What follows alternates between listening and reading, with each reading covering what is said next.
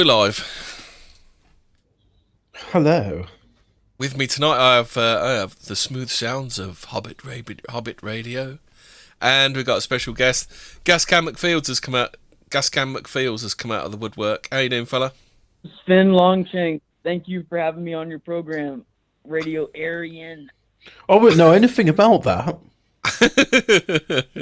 So, Sven Longshanks, can I ask you a question? What do you know about Hollow Earth? He'd know all about it because he's a big fan of the Nazis, isn't he? Yeah, they're very popular. So what do you like about them, but everybody loves them. Dear old Uncle Addy. Yep. So Austrian painting. we'll start with a bit of a warm opening, as we like to say in these circles. What do you? Man records Nessie on Loch Ness webcam. Only the video shown is somebody taking a video of another video, so it's on a TV, so it's really bad. We got to get Ian on them. Yeah, we need to say that's bollocks. Ian's doing another episode for us. He's got another episode in the offing for us, so that should be interesting. Watch Ian stamp on your dreams again. It's okay. He's doing something I'm not interested in, so he can piss on my parade all he wants. Oh dear! Neanderthals were able to make their own string, apparently. Yeah, and they were able to make a compounding interest as well. Our Neanderthal cousins, far from being simple cavemen, were likely to have been the intellectual equals of modern humans. I heard they have a very high verbal IQ. This latest example, a 6.2mm fibre unearthed in a cave in France, demonstrates Neanderthals were able to create string long before modern humans worked out how to do so.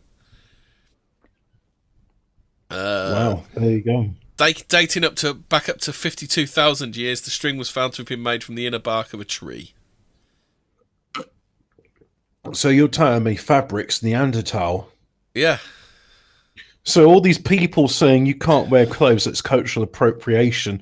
Yeah. We've all got to go around wearing either leather or fur or plastic or something. Yeah. We culturally appropriate from the Neanderthals. Yep, that's right. Iceland are saying hug trees during social distancing. Iceland saying that? The Icelandic Forestry Service has recommended hugging trees as an alternative to hugging other people. Do they have trees? Yeah, I think so. I can see a picture of one. I thought it was too cold over in Iceland. But this trees. One, when you hug a tree, you feel it first in your toes, then up your legs, and onto your chest, and then up to your head. Said Ranger Thor Finneson. Isn't that poison ivy? That sounds a lot more like poison ivy than hugging a tree, doesn't it? I was going to say, I mean, the first thing if you were to hug a tree is you'd notice the roughness of the bark against your skin. Yeah. Where your arms are. All right. So what do we got next then? So we've got mystery big cat sparks fresh fen tiger rumours. Oh, not the beast of Bodmin. No, it's the fen tiger. So this is in Cambridgeshire, I think. It was around 8 or 8:30 this morning when I saw the animal from my kitchen window. The man who captured images told local news site Cambridgeshire Live, I think somebody keeps coming to this place to hunt rabbits or other small animals. Initially I thought it was a wild cat like Felis sylvestris, but then I went to my colleagues at the university and they said they can't have been, as this animal was way bigger. So do you want to see a picture of it, Hobbit? Okay. Well, if your internet ration permits. Too many windows. Hold on. There you go. In the side chat. Womp. But when you scale it, it does look pretty big though, doesn't it? Yeah. I mean, those paws look bigger than a domestic cat. Yeah, they look chunky, don't they? It's chunky. Chunky monkey. Another bit in post the Loch Ness episode. Alistair Crowley's house discoveries teased. Restoration works at the fire-ravaged Loch Ness home of the infamous occultist have recently begun in earnest. Situated near Foyers at the southeast side of Loch Ness, Scotland, Boleskine House was built in the 18th century in an area with a long history of peculiar happenings. Well, we know they're not, because Ian's been on and stamped all over that for us, hasn't he? Yeah. Yeah. Yeah, he thoroughly pissed on that parade, so, But we debunked that all. I want to give a special shout out to my 09A Temple of Blood members and that are working their way up the Serpentary system and the Tree of Weird. And that was Gascan. I've got a story. This is in stories of the unexplained but mundane.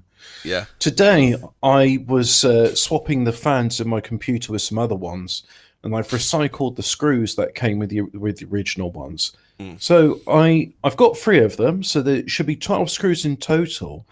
But then when I put the two, Here's your Microsoft number. when I put the 2 front ones in, I noticed I had 1 spare screw, and they were all screwed in. I thought, where does this come from? Where are these screws been reproducing whilst my back's been turned? And the answer turned out to be even more mundane. You It turned forgot out to that put one in. No, they were That's like all creepy screwed pasta in. weird, It- retarded. It's just that when I started work on the fan on the back, I noticed I'd unscrewed one of them, and then I gave up and went back to it. So this was one of those strange stories which actually turned out to have a very mundane explanation. So Oh, Trump! This is one for Yeah, Gascan. it's not very strange. Trump has signed an order to mine space resources. How the fuck are they going to get there? Wasn't Is that? the Are you main gonna talk question. about like Slender Man? how are they going to send Mexicans into space? I don't know. Good idea though, isn't it? Are they going to have a siesta on a rock? Have you seen NASA's I new like that lunar movie. telescope that looks like the Death Star? No. I like that movie where they dropped that rock on that kid's head on Lord of the Flies. That was pretty cool. You know what? I remember being read the book in school, and the teacher was saying, "Oh, it's really good," because they just basically saw us all as little shitheads, like it in the story. Yeah. And I think wasn't they were going to do like a female remake of Lord of the Flies, except oh no, this shows women being mean to one another, and that doesn't fit our narrative. I thought they'd make it like No, total, but it's total like fiction. pretty good, like character study movie. I thought they were going to make it total fiction, where all the women get on really well together and build a successful society. Which is completely democratic, and everyone has an equal voice. Yeah. Oh, I see what your lunar thing. So, in other words, it's a crater radio telescope. Yeah. Yeah, that'll work. I mean, hey, if you want to get really spooky, maybe one of these days we should do an episode about Aeptus. And tell you what, we don't even have to do that much digging into it. We can just go to Richard Hoagland's website, Yeah. and there is hours of reading about it. So I'm not going to read it all. What's the TLDR then to tease the episode? TLDR. The 5G is shrinking my dick. There's a moon, what looks like the Death Star, except we didn't know what it looks like until after Star Wars was released. And that's not much of a TLDR, but suffice to say, Aeptus looks like the Death Star. Oh, right, okay. Hmm. Well, what else we got? Hmm. Himalayas are visible from India thanks to the lockdown. I like all the memes about Dude, I that. hope this COVID gets more serious. No. We I want a total reset. in our country, we use the politically correct term, the ching chong chinky cough. The Wu-Tang flu. Yeah, the sweet and sour Yeah, sicken. order. China one cough policy. I walked by this Chinese restaurant and it said drive-through only, and I was like, dude, no way. I would not even fuck with that right now. Yeah. They might have to just pack their bags. Best and not go back best on not the- talk about the chinky cough. You get thrown off with YouTube for that, don't you? Oh, really? That's what Have happens. any of you guys ever? Isn't that what had happened to sex David with an Icke? Asian? Oh, because David Icke was talking about possible cures for it. And Oh. you're not allowed to talk about cures. The only cure is just some mystery substance they're going to inject you in 18 months' time, which you totally got to take. Which is the cure. Yeah, it's totally the cure. Trust us, Goy. Yeah. Mystery get your flu 15th shot. century skeleton found in Ireland. Yeah, that's what I'm doing now. A skeleton found buried on the banks of a river in Dublin has turned out to be more than 600 years old. What's this? Back in 1999, six skeletons were unearthed on the riverbank after a skull was spotted sticking out of the ground. That's not a very nice description, decrepit bones. I mean, it's not their fault they didn't have a proper burial. Yeah. I They think didn't get sent off in their Starship Troopers fucking space casket with their copy of Siege. I don't think the Irish read Siege. It's more like the Communist Manifesto if they're Irish, isn't it? God. Dude, communism would be better for both of our countries right now than what we have. Fucking hell. Did you know there's a patrolling Dalek that orders people to self-isolate? Residents of the small coastal village of Robin Hood's Bay in England couldn't believe their eyes when one of the Doctor Who villains started patrolling the street outside their homes, calling over and over in its distinctive voice for people to self-isolate. I suppose Dude, that's... there's so many fat people in America. I want communism just to like fucking put fat people and elites out in the field and make them work and slim down. Oh no, that Really would doing be them a favor too. that would be oppressive or something. But the thing is, the Dalek is supposed to be like the manifestation of super evil. If you ignore the bit that it can't mount curbs or stairs. Yeah. But these days it'll be quite nice in comparison to the floating drones they've got. There's someone called Good No Dog who commented. He said, "Still a better episode than the latest season." lot of love for the new Doctor Who. Yeah. And I guess what? The local police department wasted little time in getting on board with the stunt. Can I just say that considering all entertainment these days is absolutely disgusting, awful, shit, and boring, it's really encouraged me to pursue my hobbies like music and lifting, masturbation. Oh, thanks, Hobbit. I didn't need to know that. Oh, I'm just trying to sympathise with their audience, and the usual sort of things of racism, masturbation, and drinking. The hobbies What of audience, man? No one's even listening. I'm listening. Chat's quiet. Isn't it? They are quiet. They're all waiting with bated breath for the Hollow Earth. Yeah. Yeah. So, Hollow Earth, innit, bruv? Hollow Earth. No, we got one more, haven't we, about the squids? Oh yeah, no, this is important. Squids glow in the dark. Deep sea squid talk in the dark. Talk in the dark by glowing. You can tell they're deep sea squids by the way they glow in the dark. Yeah, you can tell a lot of things. One of their most fascinating traits is their ability to produce dazzling bioluminescent displays using their special pigment cells called chromatophores. Do they like try and find squid which don't glow in the dark and say, "Hey, go on, mate, saw down this shotgun"? Probably not a shotgun. It would be a bit of coral or something, I suppose. You're gonna saw off this conch for me? Yeah. I'll give you 700 plankton for it. You see those sharks over there? Go and bomb them with your ink. That'll be a good idea. These glow-in-the-dark squids with their silly pranks. Oh dear. So are we going to get into this? Get into the Hollow Earth now, then, are we, Hobbit? I've been told to shut up. No, that was the missus shouting at the dog. Oh yeah.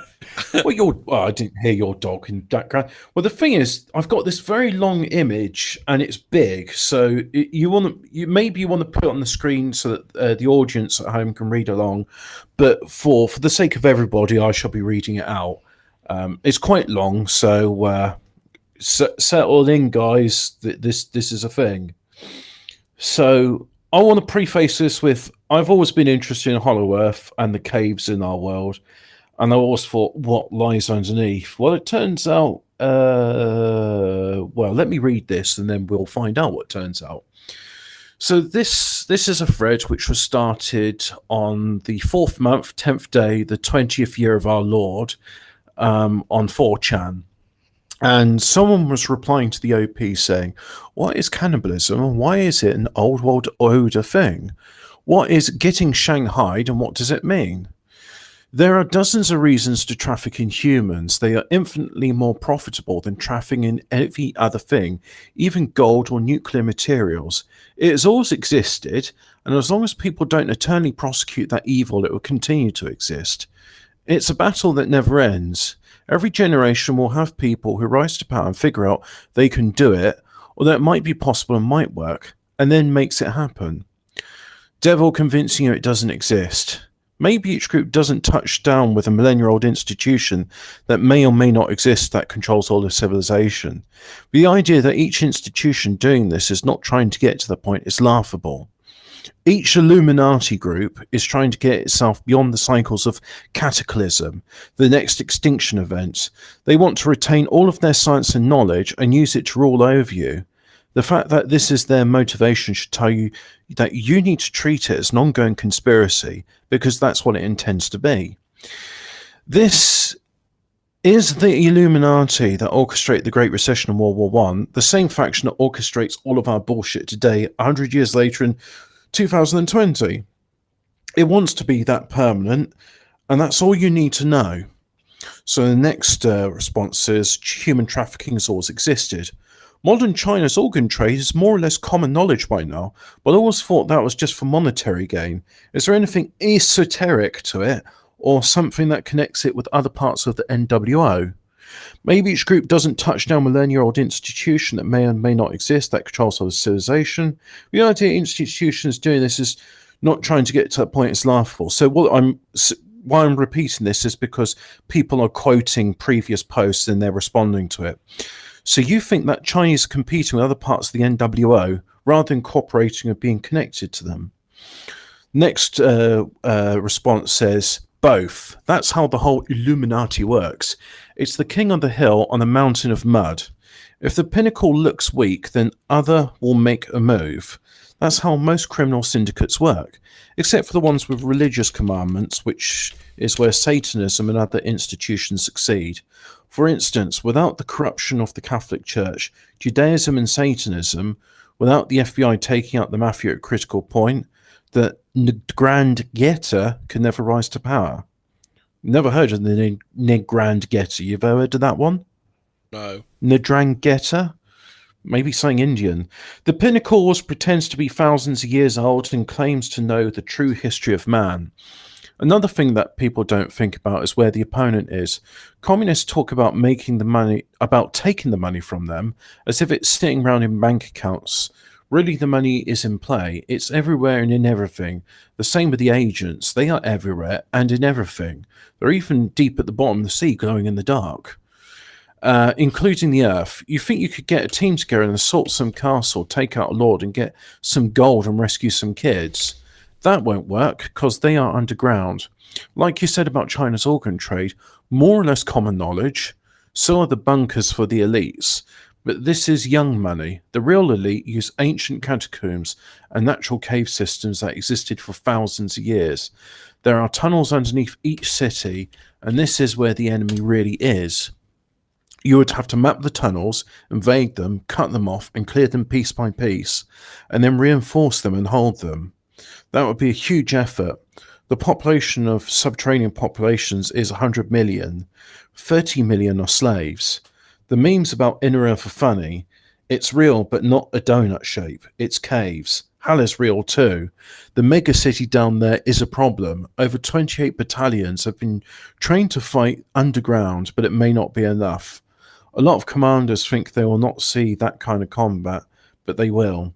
They are going down there, and this is going to take years. Oh, Ndrangheta is like an old mafia organisation that dates back to the 19th century. And is it Indian? No, Italian. Oh, okay. That's an interesting name. So the next one responds. He says, checked this guy's nose. It's a race to the finish on all fronts. So they're responding to something which is in the previous part of this thread, which is not part of the screenshot. They also may well be esoteric reasons behind the abduction, trafficking of organs and bodies. Why else would the pharaohs have had their important bits buried separately from their bodies, more or less?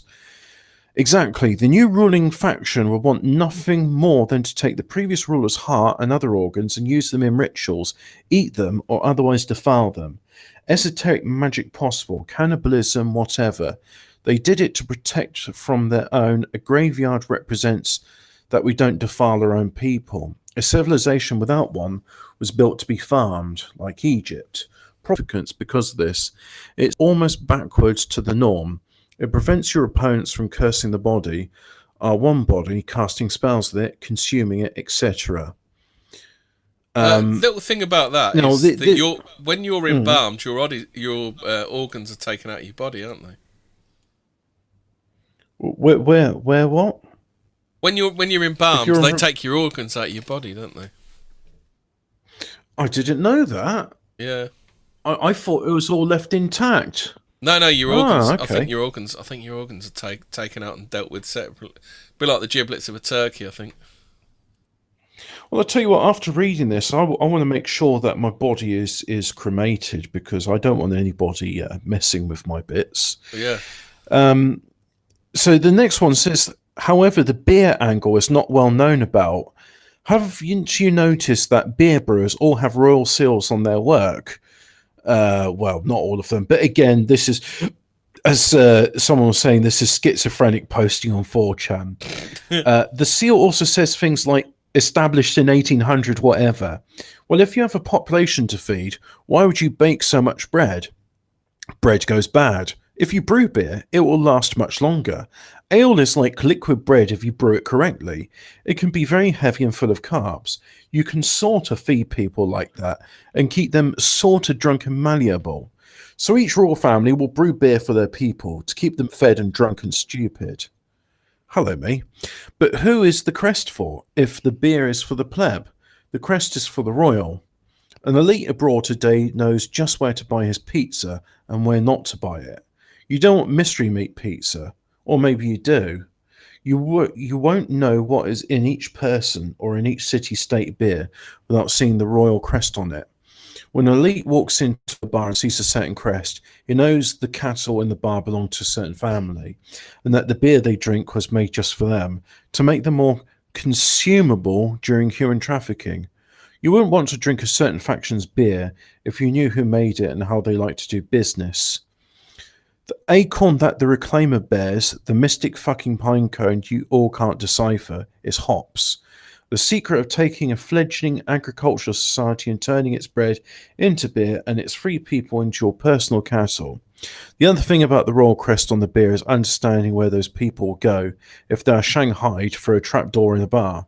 They serve a certain beer with a certain crest, so you can see what family is taking people who disappear, so you know who is boss as you travel around. It's out in the open, just their style. So the next post, I would also like to add that there are several types of tunnels, not just trapdoors in bars and salons that take people, saloons that take people. There are natural cave systems, there are border tunnels, there are underground military bases, or as David Icke would say, DUMBs, because they're deep underground military bases.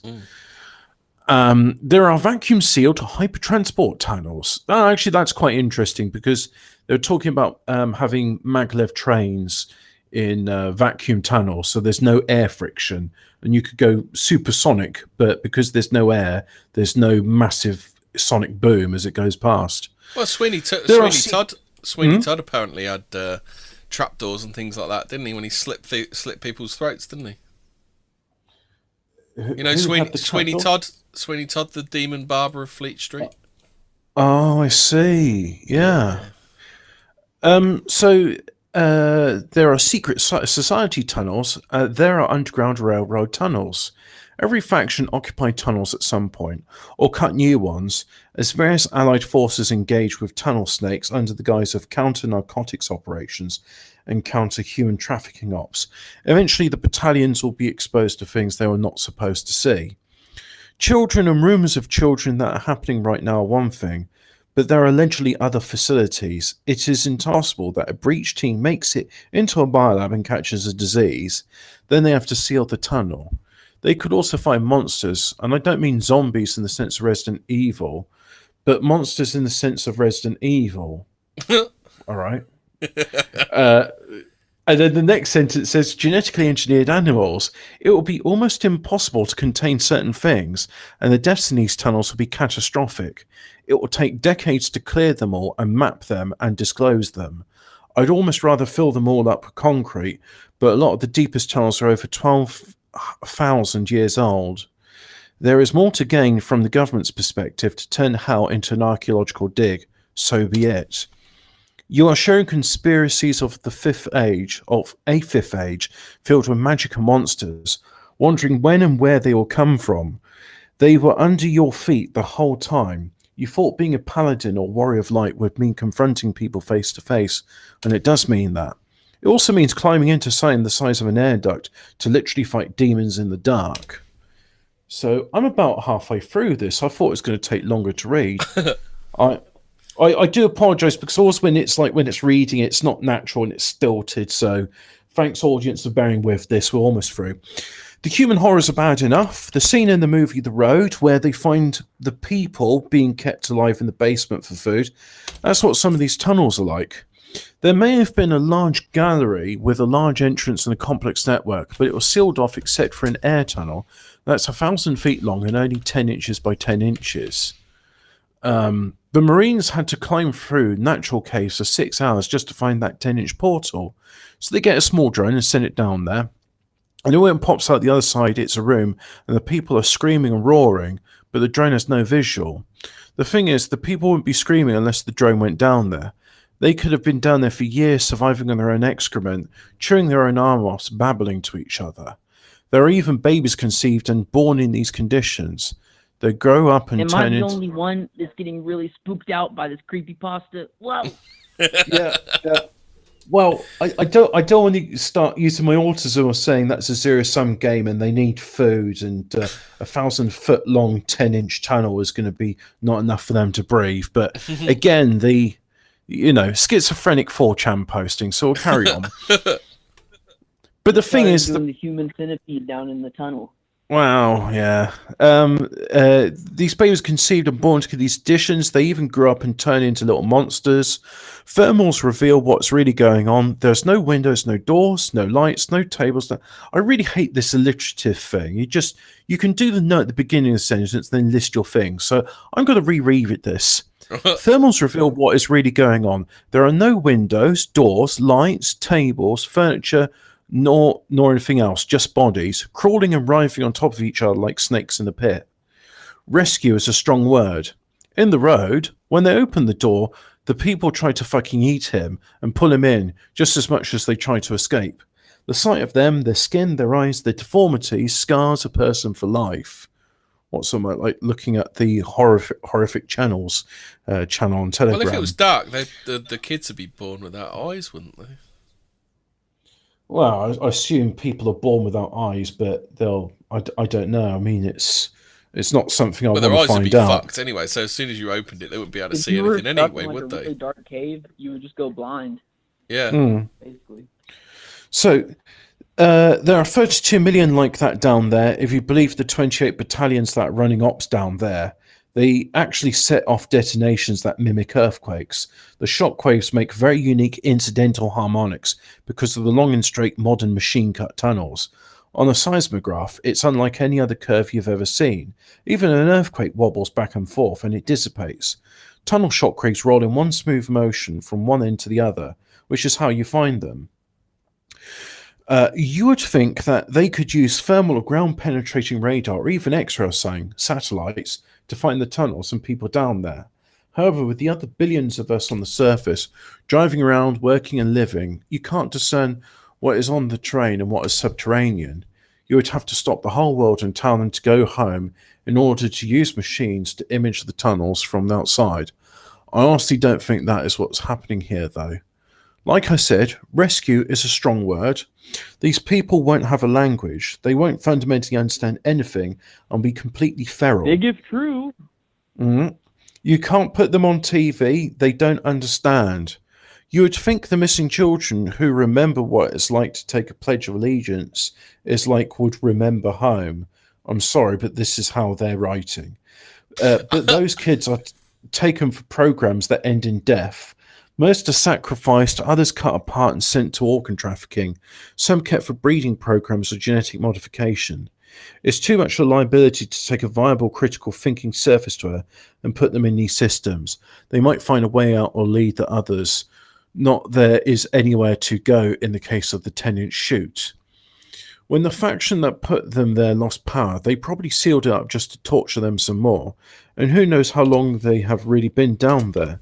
Even after blasting towards it, the experience of reaching the gallery is one only more and more frightening for the Marines.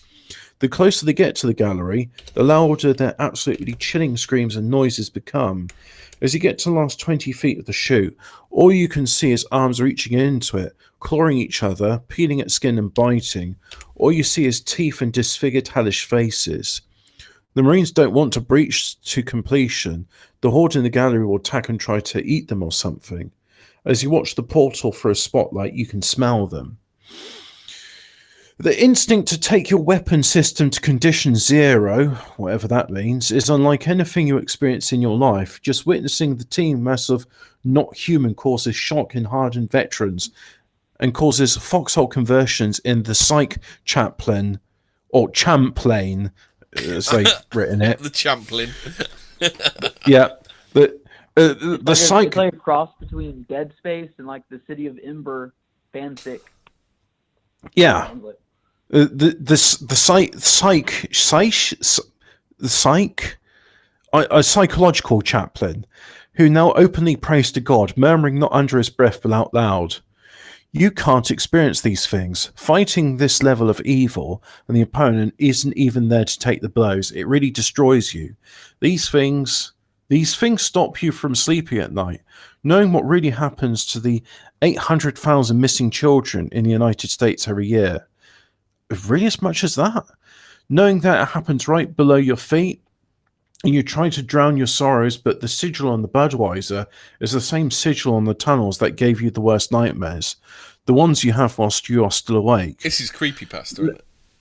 It is, but this carry on. Let me make one thing clear. If you're a warrior of light, and it was your destiny to descend into these cramped tunnels like Master Chief in some American power armor and eviscerate whatever lies in front of you, don't you find it odd that in fantasy settings or hellscapes, a paladin or other righteous character frees lost souls or saves them in hell by vanquishing them? You kill them, that's how you rescue them. You can't bring them out, they bitch you. They roar, they drawl, they growl. They are animals. They hiss and bare their teeth. They fling excrement at you. Even if you put them in the cage, you can't reform them. The stuff you see in mental institutions is nothing compared to what happens underground, and the Allied forces don't expect these levels of horrors. When the enemy says think of the children, tongue-in-cheek, that's a cold scare to the warriors of light, because you can't not think about them, the walking nightmares, sorry. Set a few free and you got a real skinwalker. That's where the monsters come from. That's why you have an instinctive fear of long, skinny, deformed, malnourished, naked, white-fanged freaks. Now we're into the final bit here, so thanks for your patience. This is where it So the ties question- it up, is it? Yeah. So the question of China's relationship to the NWO and how old and deep that relationship really is answered with cannibalism. The Chinese have been subjugated for so long that cannibalism is part and parcel. They regularly consume humans, especially babies and urine. There are periods in China's history with the archival materials missing for hundreds of years. We have no idea who farmed them or why or for how long. But we do know that happened for so long that if you disclose the cannibalistic child rape tunnels beneath the Forbidden City, that date all the way to before Persia, the Chinese people will laugh about it and cook another fetus. That's how deep they are with the old world order, that you can't tell the difference between the Satanists, the Jews, the NWO, the Illuminati, the Deep State, the Chinese. You can't tell any of them apart at the level China exists on. Hell is a real place, and you can go down there and fight the demons. That's the real red pill of human civilization. China is the eternal reservoir of this evil, even when the Europeans in Germany were equivalent to cavemen and were scared shitless of Romans, and neither of them knew about the Americas. China had full access to transcontinental, or as it says here, transcontinental human trafficking networks. I'm trying to read them as they've spelt them to give it justice. Their world never underwent the last cataclysm. That's how China's relationship with this entity really is. The last cataclysm carved the American structures in mud, and the floodwaters carved out the Grand Canyon. In Egypt, those same floodwaters ripped the casing stones off of the pyramids. China was barely hit. Their operation didn't stop at all. They had access to the Atlantic network the whole time. That's how deep the relationship is. That's all you really need to know. You can't fight the ultimate and ancient evil without getting China to the end. Just like you can't breach tunnels in the Middle East without getting to Hamas at the dead end. So yeah, this is the reason why I want to talk about Hollow Earth. Okay. Do you want me to say a bit more? Yeah, carry on and then I'll chip in. All right, I'll say a bit more. I remember reading years ago, and it's sort of one of those things that sort of sits in the back of the mind, just going, oh, that's a spooky campsite story, about them drilling holes in the Middle East, prospecting for oil, and they've heard screams and infernal sounds like demons. There's the Russian one. Have you heard the Russian one? What's the Russian one? Yeah, so I've heard a Russian one where apparently the hole they've drilled deeper than anybody else, and that's what they can hear, the screaming and stuff. And the thing is, I even remember in my trips to Malta talking about these giants which would steal, even as far back as the Second World War, where there were sounds of children's screams underneath in these tunnels. Actually, which were heard well into the fifth. My life has mentioned that. He said school children go missing in the unexplored cave under Malta. Do you know about this one? Yeah, it was a big thing over there until the 1950s when the screaming stopped. There's stories of the giants. They retreated to the caves as well. And from all accounts, giants were not nice people. They did eat humans. I mean, every single story I read about giants, it's them eating humans and torturing them. So it's just certain things which you hear now and then. And then I saw this and I just thought, with all the stuff I know in the world and with this thing that we're all staying indoors at home, not moving about, if it was real, where these tunnels are so they could collapse them, now would be the time. And there's certainly been a few earthquakes going along, so more than usual. And that's why I'm starting to think maybe there's a glimmer of truth to this. I've always believed in Hollow Earth, but I don't know the extent of it. And I'm willing to say that because, you know, we're not Admiral Byrd. We're not doing that expedition of the South Pole, flying overhead to map That's the thing, because what was the statistic I heard? It was something like, if the world wasn't orange, then we haven't even drilled past the peel. Oh, yeah. I mean, well, if you consider an apple, and you know the skin on an apple's fairly thin, and you got all that flesh underneath. Yeah, well, the Earth's crust is about the size of the apple peel.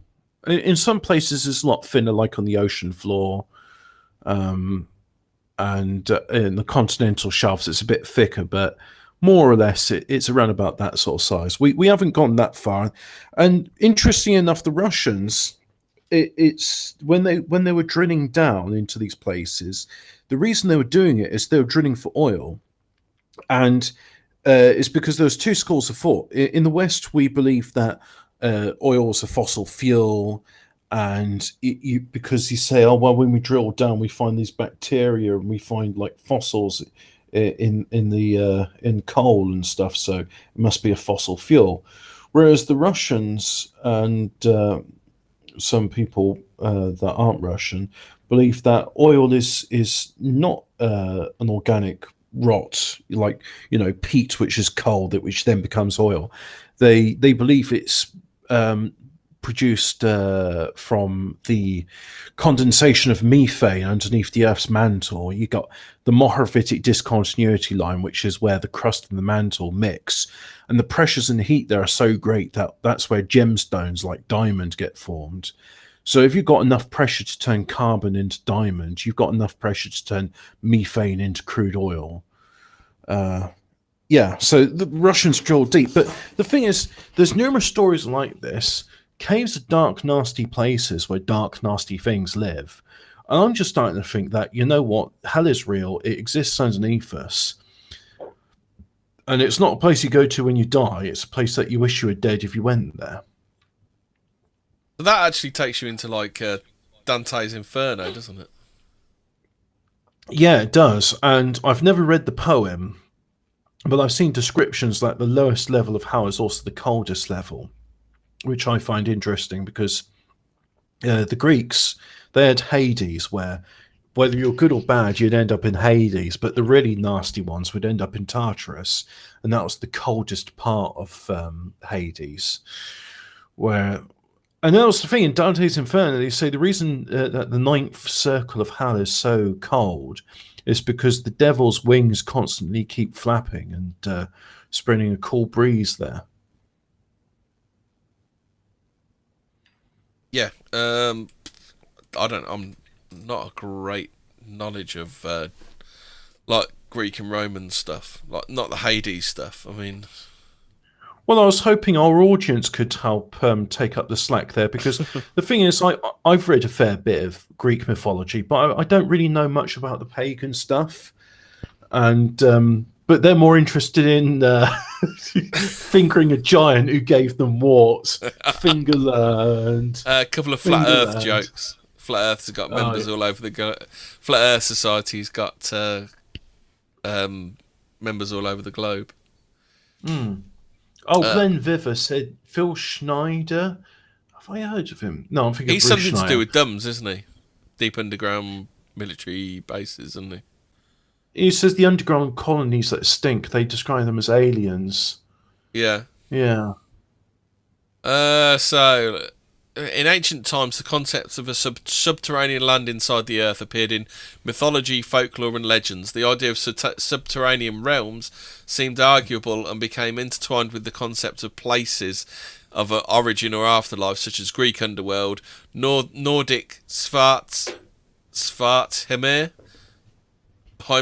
the Christian hell, the Jewish Sheol, with details describing inner earth in Kabbalistic literature such as the Zohar and the Hesed Lavraham. The idea of subterranean realm is also mentioned in the Tibetan Buddhist belief. According to one story from Tibetan Buddhist tradition, there's an ancient city called Shambhala, which is located inside the earth. Ah, yes, the fabled Shambhala. So back to the Greeks. So they think entrances leading to the underworld. Some of where the caravans, Tainaron in Laconia, Trozen in Argolis, Ephia at Therisbra. I'm just listing off places in in Thracian and Dacian legends. It is said there are caverns occupied by an ancient god called Zalmoxis. Sounds like a drug you'd take, doesn't it? I know Zalmoxis, but the reason I know about it is because of Rome Total War, and when I got bored of conquering the known world as the Romans and the Seleucids and Greeks, I then went on to play as the barbarians, and I was playing as the Thracians because I thought their warriors were pretty cool. And Zalmoxis was one of the temples you could build. But In, right, so that, in Mesopotamian religion, there's a story of a man who, after travelling through the darkness of a tunnel in the mountain of Mashu, entered a subterranean garden. And you've heard about the children of Woolpit, haven't you, Hobbit? yeah. They claim to have come through a tunnel, didn't they, where there was no sun, and that's why they were green. So in conclusion, Hollow Earth is real. It's hell, and we're all staying at home so that they can collapse these tunnels and find them. So that's it. That's a wrap. You've also got Hollow Earth in. You got Celtic mythology, Hindu mythology. You know, near enough everybody has some sort of underworld, inner Earth thing. Yeah, I mean, the thing is, Gascan, you were talking about this earlier because I didn't know. I knew about the Vrilya, but there's a book called what was the book called again? The Power of the Coming Race, and I think it's called. That's what it's called. And if I'm right in thinking, the Thule or Full Society, Thule. How do you pronounce that? Thule. Yeah, that's it. I pity the Thule Society. I pity the Thule. Yeah, I usually call them the Thule Society. I think Thule's a bit poncy, isn't it? Yeah, well, I assume that the Germans pronounce it differently because they have to insist on not pronouncing the letters the same way we do, like the French. And I mean the Full Society, they based a lot of their mythology on it, so to the point where a lot of academics were quite serious about this, and they believed that they were going to get help from the people of Inner Earth. Which, I mean, the thing is, I'm starting to think now it's like because we're doing all this historical revisionism, or at least some of our peers are, and they're talking about how the Germans perhaps weren't really that nice and might have actually been a bit mean, especially to Romanians and other gypsies. Yeah. But the thing is, people do talk about how the Germans had access to advanced knowledge, and they probably were getting it from, well, they say it's coming from Inner Earth, because I find it very interesting. Magartha. Yeah. I mean, they had this amazing period of like scientific discovery, and there's numerous theories for it. I mean, one of them is that they just disbelieved what the conventional theories were, and they were pursuing their own theories, which were more correct. And that's probably right to an extent. But I'm willing to believe that the Germans did get help with advanced technology and knowledge from deep in the Inner Earth. But there's only so much you can do with it, because you could go back, say if you were like what's it called, an engineer in the court of King Arthur. It's all well and good knowing about like computers and guided missiles and stuff, but you got to teach them something a blacksmith can do. So you might be able to teach them how to make a cannon, provided you can find all the ingredients. But you're not going to teach them how to make a Gatling gun straight away. Although that is actually part of that is a book by what's the name? He also did Mark Twain. That's it. I've never read it, but I should, because I mean it's one of those daydreams I have. Like, if I went back 3,000 years in the past, could I teach them about crucible steel and oxygen-free copper and get them to make basic electronics? I've got to read this one from H. They're talking about Phil Schneider in the chat. Apparently, he used to go on tour giving talks, but died in suspicious circumstances. He worked in the dumps. Hates Peach said he claimed to have an indestructible piece of alien metal at one of his talks, and no one was allowed to touch it in case they broke it. That's as bad as having a clairvoyance convention closed due to unforeseen circumstances. Yeah. Miguel, do you know who Miguel Serrano is? His typewriter, I wish we had Zero here. Gets into Inner Earth a bit regarding Tibet. Do you know who Serrano is? Wasn't Miguel Serrano's the thing called like the 55 Club. Well, there we go. Maybe that's why Zero left, because it was just like, oh, I'm to teach you bumpkins, you hobbitses, about all this stuff, and you don't know you're born. And it's just like, yeah, we're interested, mate. So tell us, but Yeah, teach us. um, Teach us, Owen Lyson. The golden extension cord. yeah, that's it. But I mean, the thing is, there's some people that they say that the inner Earth is lit by an iron sun, and it gives a small twilight, so they're in the perpetual springtime with no nights. And I mean, Who said that? Sounds like a made up thing. yeah, but you know, Is that I mean, is that Jules Verne? Because Jules Verne did a couple of things about the Hollow oh, Earth, Journey didn't to the Center of the Earth. Yeah. Yeah, but he was yeah, dude, that's a good one. he was basing that on stories which he heard. So the thing is, these stories, they've always got a glimmer of truth in them. And I mean, one of the things which we can talk about is like, yep, that image right there we go. That's the inner Earth, and Antarctica is just a meme. It's conspiracy. And Dude, those I like how they we were talking about mythology earlier, and I do like how they have like the story to explain the seasons, where like the Persephone or whatever gets like, she like takes some of the Ceres. seeds from a pomegranate, Yeah. and then those are like those are the winter months. Like, that's actually kind of cool. Well, I did see an explanation of the old myths. Apparently, they're to remind farmers when to do things. Was one of the explanations for the Greek myths. Yeah, well, I mean, I'm sure there was practical reasons for it, but the thing is, the Greeks. I mean, winter in Greece is not that big a deal. It's you still can plant crops in it. It's just not as good as the other times. But the thing is, I mean, it makes more sense for the Hyperboreans of Northern Europe, where planning for the winter is important. So I started to think those stories, because I've heard people describing like the story of the Trojan War, that it might have taken place in Scandinavia and not Anatolia, although a Troy has been found in Turkey. So I'm not sure what to believe there, or modern day Turkey, what we would have known as Anatolia. Yeah, that's where the phrase "beware of Greeks bearing gifts" comes from, isn't it? Yeah, because the Trojan horse. But I remember with that story that Ceres is the god of the harvest, and she's beautiful, and she's married to Hephaestus, which is the Greek Vulcan. He's the toolmaker. He's the toolmaker, isn't he? Hephaestus, is it? Hephaestus, Hepatus, whatever it is.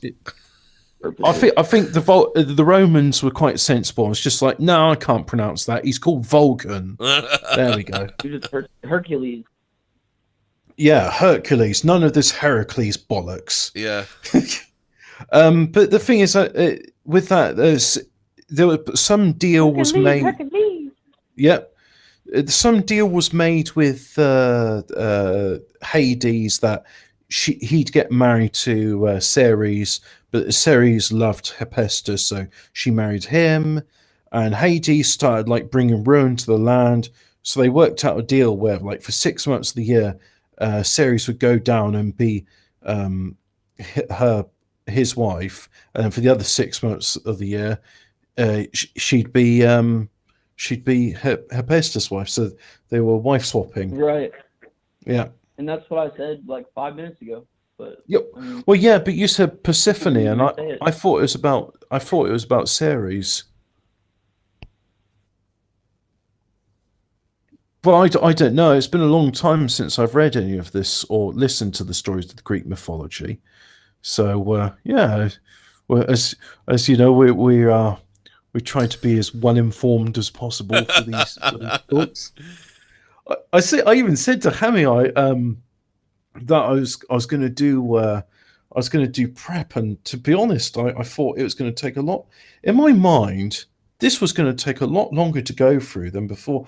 I mean, the thing which we can talk about as well, and this is why I'm convinced of it, and don't just think it's a fairy tale, is that Admiral Byrd, he did an expedition, and he even said in his journal that as they got closer to the southern pole, the temperature became warmer and there's vegetation. And people to this day have proven conclusively, I would say, that the images of the Google satellite photography of Antarctica is airbrushed. You can see where they've just copied and pasted textures from another part of the map. Well, that's kind of Antarctica is the link between hollow and flat Earth, isn't it? Because according to flat Earth, I got my tinfoil hat on real good now. Yeah. According to flat Earth, North Pole is the centre, and Antarctica would be the outer ring. So that and that's why flat earthers say you're not allowed to fly over Antarctica. Or well, didn't someone actually try to fly over Antarctica, but they never made it. They nearly ran out of fuel or something. Well, Admiral Byrd did fly over Antarctica, and like he said he's even got videos of like fucking the warmer parts. Yeah, he says as you get closer to it, it gets warmer and warmer. And I'm starting to think that the catabaltic winds from Antarctica is not because it's on the peninsula, but the winds are caused because it's warm, and the warm air comes out, and then the cold air, which is denser, would flow towards it. So the wind should go in, unless the winds are constantly. Operation High Jump. Yeah, Rob Calvert's talking about that in the chat. What is Operation High Jump? I'm just about to have a look. Apparently it's a mapping expedition of the South Pole. Oh, I see. So that was Admiral Byrd's expedition in the... No, this is another one. This is officially titled the United States Navy Antarctic Developments Program 1946 to 47. Was a United States Navy operation organised by Rear Admiral Richard E. Byrd. Oh, it was Byrd. No, Richard E. Byrd Jr. Oh, so his son. Yeah. Glenn Viliver in the chat's complaining, saying the stream's buffering. It's the same for me as well. So it's my wanky internet. Don't worry though, the RSS feed of the Fortean Words podcast will be available later, and you can hear that in perfect quality. Yeah, I mean, I thought you could just like rewind 5-10 minutes, just go back a bit. Yeah. So, High Jump's objectives, according to the US Navy report, were 1. Training personnel and testing equipment in frigid conditions. 2. Consolidating and extending United States sovereignty over the largest practicable area of the Antarctic continent, publicly, in brackets, publicly denied as a goal even before the expedition ended. Determining the feasibility of establishing, maintaining and utilising bases in the Antarctic and investigating possible base sites.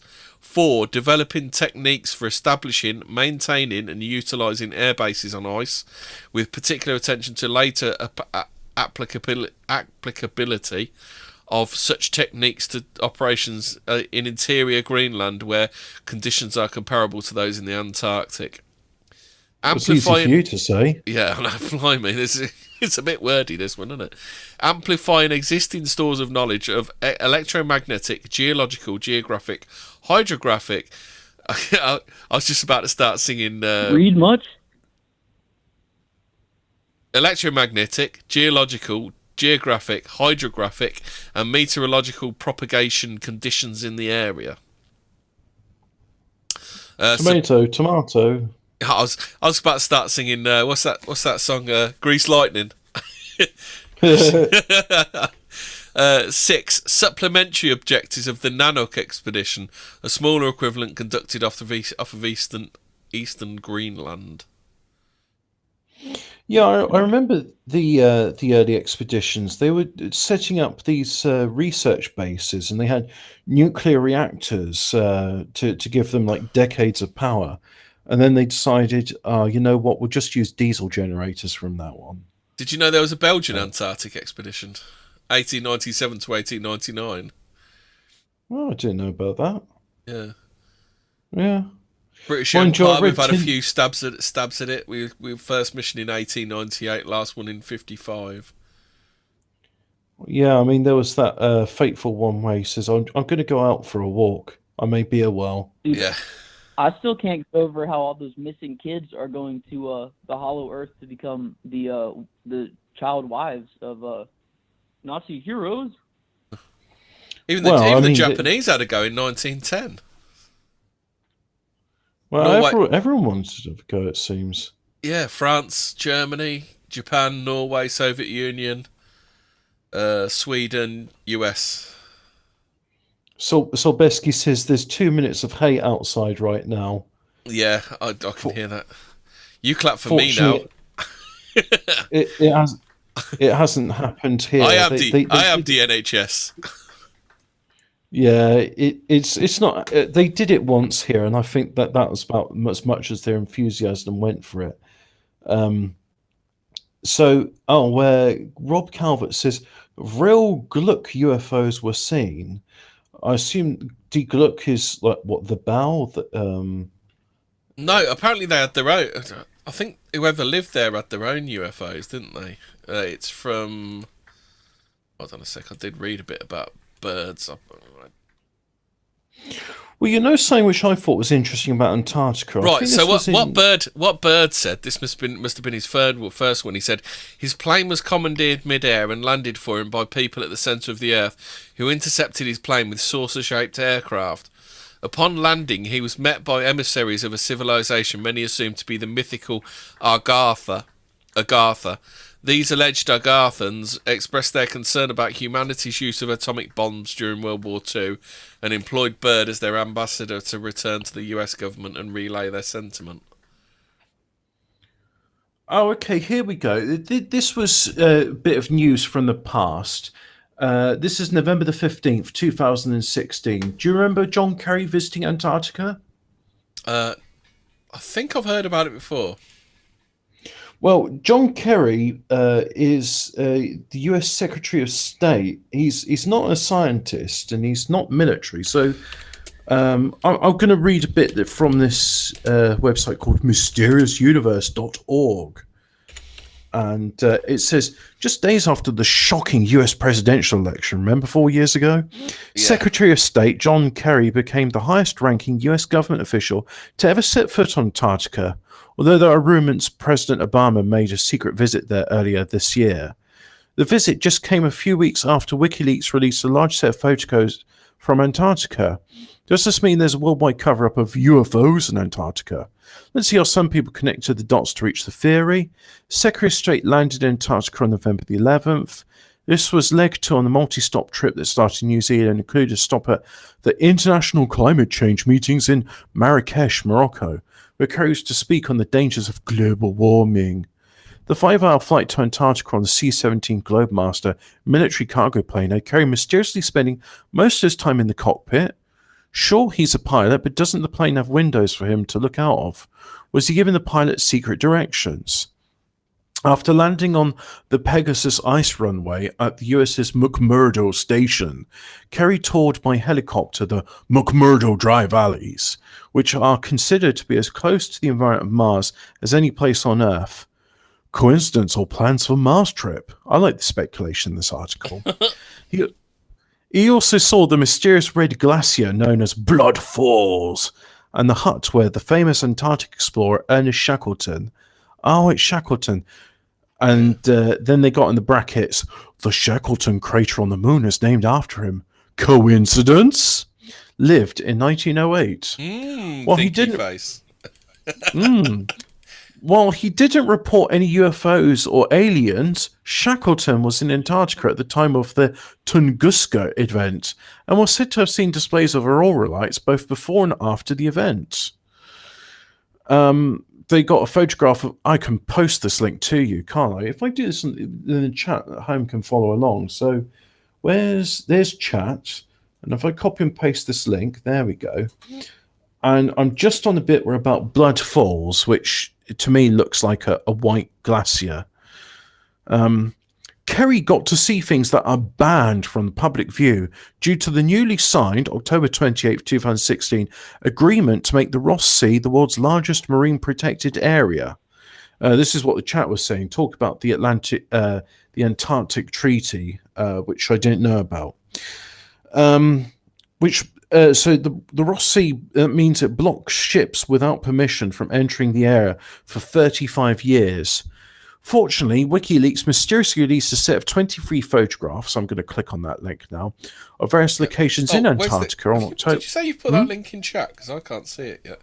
Oh, you mean you put it in the side chat in here? I thought you meant you'd put it in. Yeah. Right, hang on. Oh, well, that's a bit gay. I'm on WikiLeaks now, and the link is sort of goes to this email thing, which is just sent to some Taiwanese, and I don't know what those things are. So that's good. That's a link to something that's got nothing to do with the 23 photographs. But anyway, of various locations in Antarctica on October the 18th as part of its John Podesta related leaks. Let's have a look at this thing again. Subject, nothing else in that email. They seem to be more scenic than expository. Is that UFO, or is it just a gap in the cloud? Oh yeah, you're seeing the same thing I am. Yeah. Yeah, it looks like a gap in the clouds to me. Yeah. They seem to be more scenic than expository, although one appears to show a UFO and another a mysterious fog, and the couple are suspected to be from someplace other than Antarctica. The photos fog. That looks like that's just a cave that's being lit from the inside. Wow, we shall carry on, and I like the speculation here means I don't have to do any thinking myself. The photos were numbered, and a number of numbers appear to be missing. Could these have shown the long-rumoured evidence, purportedly in WikiLeaks' possession, of a secret war between the US and UFOs based on the floor of the waters around Antarctica? The very same waters now protected by the new agreement. And in that photograph, mysterious cloud or fog in one of the WikiLeaks photos. Which looks to me like a cave that's just lit from the inside. I think we need Inspector Ian on the case in this one. Yeah, we need Ian to stamp all over this one, don't we? Yeah, enhance, zoom in there. Yeah. That reflection, zoom in. No, it's not Blade Runner. And there you have it. Kerry visits top secret locations in Antarctica after a new and not yet universally trusted or UFO savvy US president is elected to assess the war against UFOs and secretly share the info with other nations in Morocco. Are you Spock posting? I just the tone of this article. Shatner, it's got Shatner posting, aren't you? Shatner, that voice. It sounds like Shatner. It's the tone of the article. It sort of brings it out in me for whatever reason. Throw in Antarctic photos from WikiLeaks to John Podesta, who promised to open the UFO files if Hillary Clinton was elected, and you have all the makings of an Antarctic UFO conspiracy and cover-up. Or maybe Kerry really is concerned about the environment and is trying to save what's left of the slowly melting, formerly pristine world of Antarctica. What do you think it is? So go on, chat. What do you think it is? It's the NHS cult. Yeah. Heard a bit of clapping. 1,800 fires down the projects. Yeah. Oh, the pans are out now. Yeah, that was me. I had pans. Oh dear, oh dear. Yeah. You had some pandemonium then. Pandemonium, yeah. I want to see these 23 photographs. I'm going to do a search in DuckDuckGo now. 23 Antarctic photographs. The other thing as well is, like, apparently the Germans had the Nazis had an underground base in the Antarctic, didn't they? So I like these 23 Antarctic photographs, WikiLeaks. One of them literally shows the Nazi Antarctic base. Oh, is that all I need to do? DuckDuckGo it, do I? Well, I'm looking at the image search. And, what have you clicked? What have you typed in? Oh, I typed. What did I type in? Here we go. I can't spell Antarctic, so that's gonna help. I'll post in a chat and I'll do that there. Yeah. And then the DuckDuckGo search results is this, and paste. There you go, and you can literally see one there, which is oh, that's interesting. There's a big black rock in Antarctica. So it's a YouTube clip. Oh, it's clickbait, therefore I don't like it. But it's from something called UFO Mania. The truth is out there. Show Yeah, that again. but it was some 22. No, I said 23. But there's one here which is voiceofpeopletoday.com, and this photograph looks like some sort of circular door or portal. Come on, where's You that seen photograph? that thing that looks like a square in the middle of the sea? You seen that one? No, I have not. I'm going to Deeply post nested it. within the WikiLeaks. One Hope 2016 WordPress.com.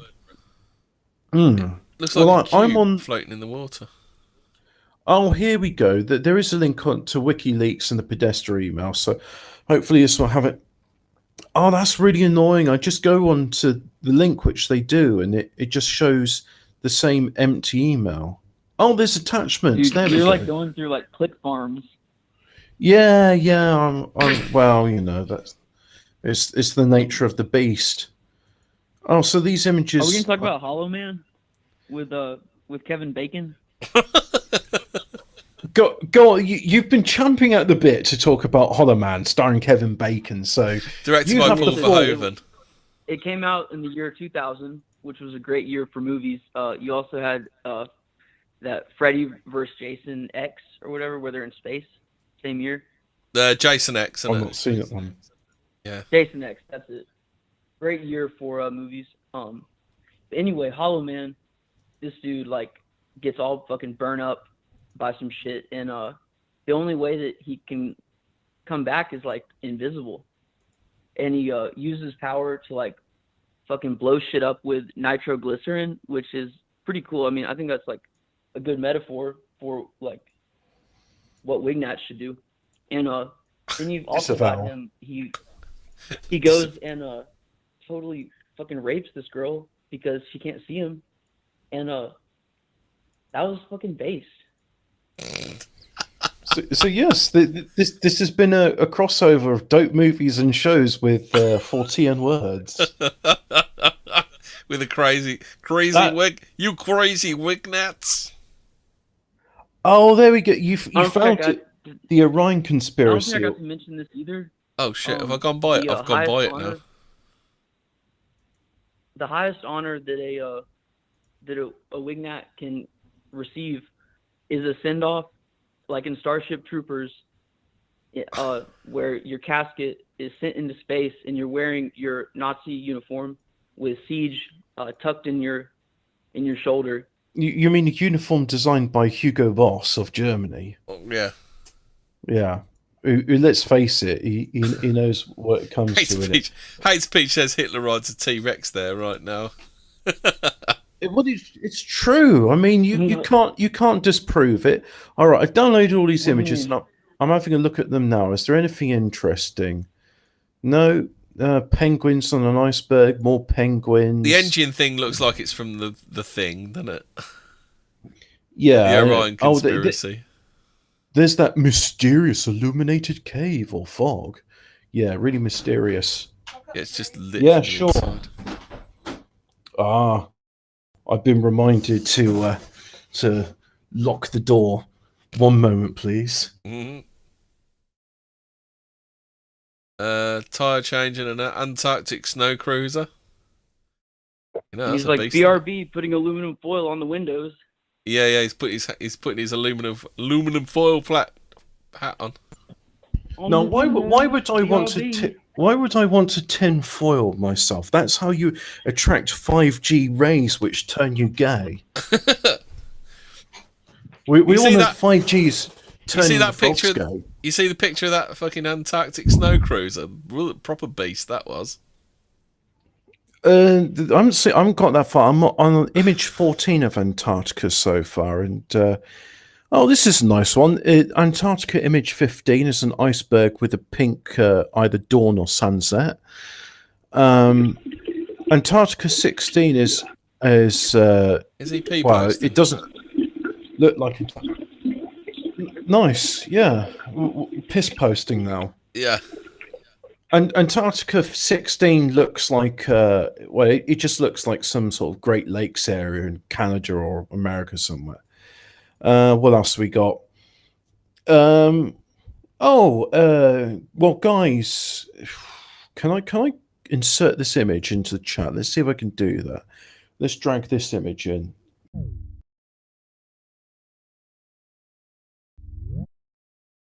Terribly sorry about that. I tried to copy and paste an image into chat, and it killed the tab. So can I? Did it? Is no. Well, that sounds pretty toxic then. If it's going to do that. Bottom church. Yeah, so suffice to say, chat, if you're following along at home, there's a bunch of pedestrian emails, and there's 23 images, and I'm looking at one which is called Antarctica_17. It's very pretty. It's got like some sort of wooden sailing ship, glaciers, and then in the misty backgrounds there's some very tall mountains, very pretty looking. Well, it's just going image into, 18. It's just going into Bradley Manning now, so it's got a bit weird. Yeah. So image 18 is more of the same. Image 19 is an iceberg with a bit carved in the middle. That's probably carved by wind.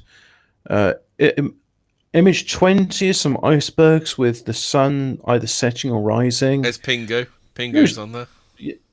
Oh, yeah. Image 21 is another iceberg. Image 22 is an iceberg. You seen in the SS ones, the Raiders of Antarctica. You know it's German because it's got a K instead of a C. Oh, yes, of course. But image 23, this one is fascinating. I say that. I'll send it to you. Fascinating. Absolutely fascinating, mate. I was going to send it to you on Telegram, and then somehow with the magic of the internets. No. Oh, that's image 25. So I thought 24, what 23. You doing, DMing me? Yeah, I'm going to send you image number 23. It's showing an iceberg, what looks a bit like an ice cube. Wow. Yeah, I saw that one. Yeah, I know that one. Right, so I can save all that. Do you remember in Tomb Raider when she's under that, she's in the water and she goes in that cave, and there's that like flowing shit and it catches on fire and everything's like fucking gold? No. I only played the first one. Well, that's like Hollow Earth, dude. I can't find that picture no more. I was looking for the ooh, spooky. Ooh. Rulers of Antarctica, secret WW2 Nazi mission exposed on Obama Rewind? Obama Rewind? What? Rewind.com. But yeah, I know what Gas Can said reminded me of something. Let me think about it. So Underground cave. And it reminds you of those many. That's the picture we were looking at.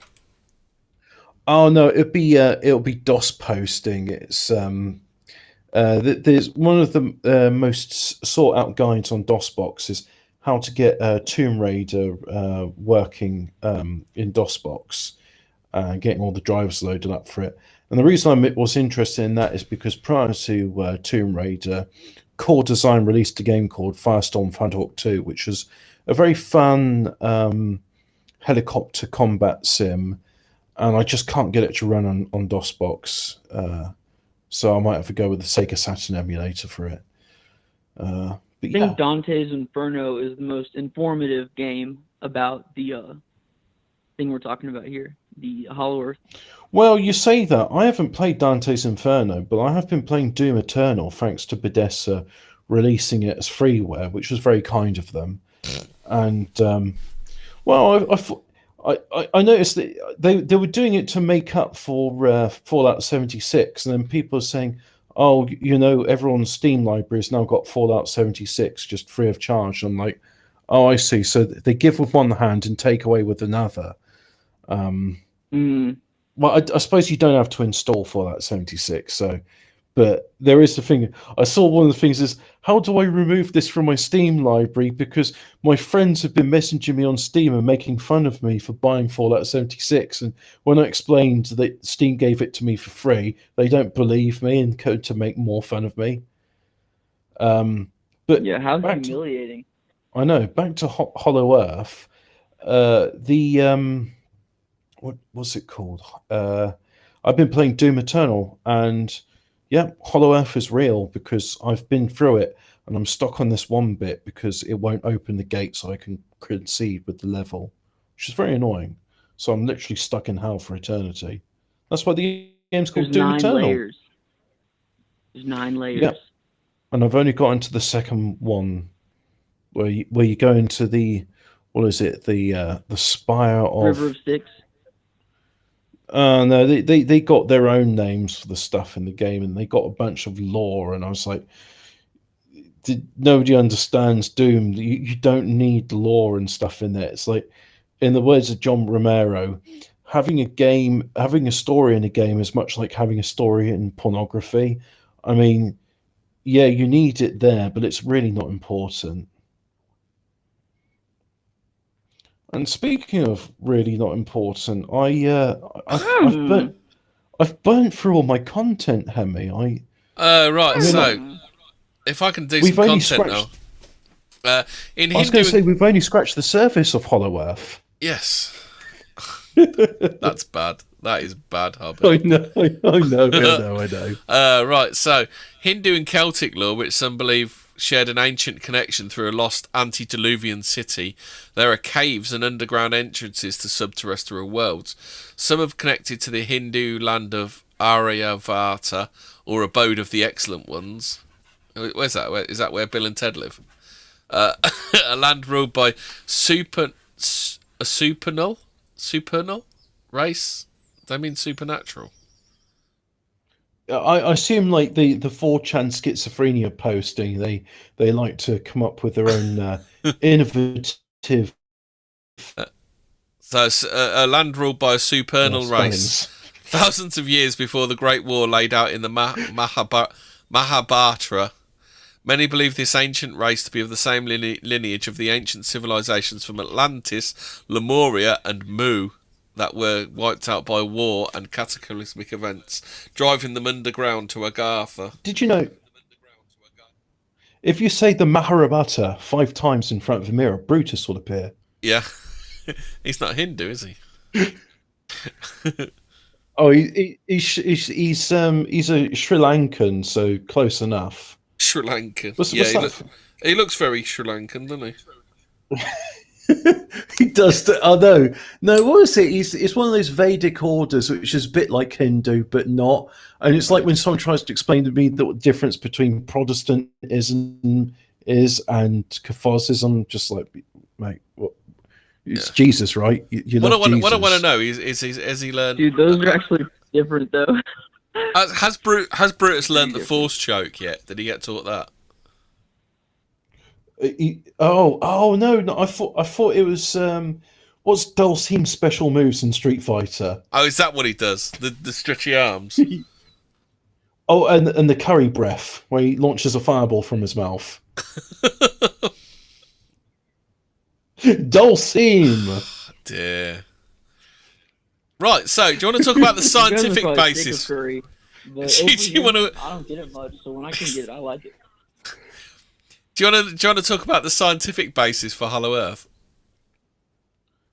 Not really. Is it gonna upset me first? No, it might interest you actually, because possibly the first person to scientifically speculate about a Hollow Earth was none other than Edmund Halley of Halley's Comet fame.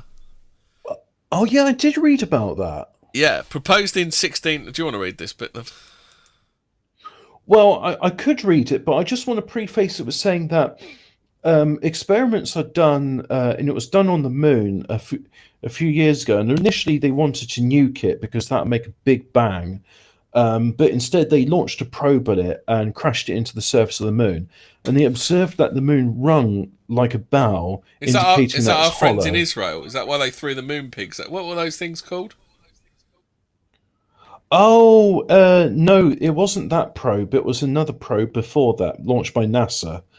Well, whilst you read out the bit about Edmund Halley and his theories, I'm going to look up what that probe was called. Okay. And what about those things? What were those things called? Some Oh, bears. they were Water bears. they were like Were they water bears? Is that what they're called? I think they were microscopic coin clippers. They were like extremely tenacious parasites that nobody wants, And you can't kill them. Yeah, Yeah. and they find a way of doing compounding interest on you somehow. Proposed in 1692 as a way of explaining anomalous compass readings, Halley's theory is that the planet is a series of nested spherical shells spinning in different directions, all surrounding a central core. In his estimation, based on readings of the magnetic field and what he knew of the gravitational pull of the sun and the moon on the Earth, this model could account for any inaccuracies in his readings of the magnetic fields of the planet. He also posited that the space between each shell may have had luminous atmospheres capable of supporting life. Halley's strange idea was expanded upon over the next few centuries, tossing out the messy view of multiple spheres for the much funner version that is the entire interior of the Earth is just one impossibly large cavern. Generally, this is the new view of the hollow Earth. Generally, this new view of hollow Earth is accompanied with the theory of a small sun that hangs in the very centre, creating a lush, livable environment on the flip side of Earth's surface. According to the number of hollow Earth websites, this vision was developed among famous mathematicians and scientists such as Leonhard Euler in the 18th century and Sir John Leslie in the 19th century, although the sources for these accreditations seem to be somewhat nebulous.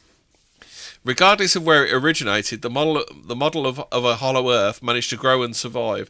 In 1818, John Cleves Symes Jr. published his Circular No. 1, declaring to the world that the Earth is hollow.